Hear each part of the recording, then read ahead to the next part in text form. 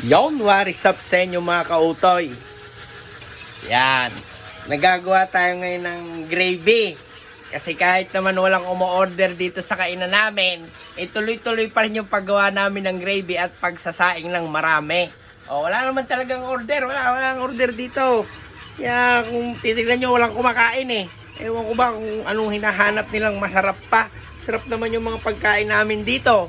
Meron kaming wings, meron kaming lomi, maraming pansit, meron kaming only gravy and only rice. Ano pa, may mga silog. Homemade pa yung top silog namin. Tapos yung mga sauce namin ng chicken, kami rin mismo yung nagtimpla, kagaya ng sweet patis, buffalo, buttered garlic. Hindi ko malaman dyan sa mga customer natin ba't hindi sila na-order dito sa amin. Ewan ko ba. Pero isinasara ko naman talaga to pag gabi na, pag matutulog na kami, syempre. Ngayon, akinse, baka naman kumurot kayo ng konti sa sahod ninyo, tikman nyo yung mga masasarap namin pagkain dito.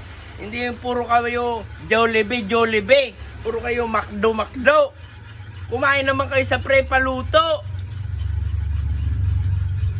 Yan gagawa ko gravy. Yung kasama ko dong isa, busy. Wala namang order pero nagpiprito ng chicken wings tsaka lumpia. Ba't ganun? Walang order yan, walang order. Pero nagpiprito. Ay nako, kayo punta kayo dito ha. Ako naman hindi nagmamakaawa, nagsasabi lang kasi walang kumakain dito, hindi kami nakita. Sayang yung pagbubukas namin ng isang araw. Kung kami ay tatambay lang kami dito, magsa-sound trip sa hapon, babarik ng kaunti, wala na. Kaya naman sinasabi ko talaga, puntahan nyo kami.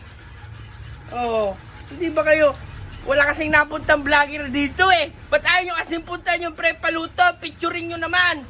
Yung nagsasabi dyan na kung saan may masarap, ba't hindi ka napunta dito? Dapat kung saan may masarap, puntahan mo kami. Itag nyo na, sino ba yun siya yung kung saan may masarap ang introng yon? Ito masarap. Gravy. Sa isang araw yata nakakapagtimpla kami nito, mga 5 timpla, pero walang na-order. Yan. Tapos araw-araw namamalengke sila. Wala namang umorder. Tapos nauubos yung bigas namin. 25 kilos. Nauubos siya agad.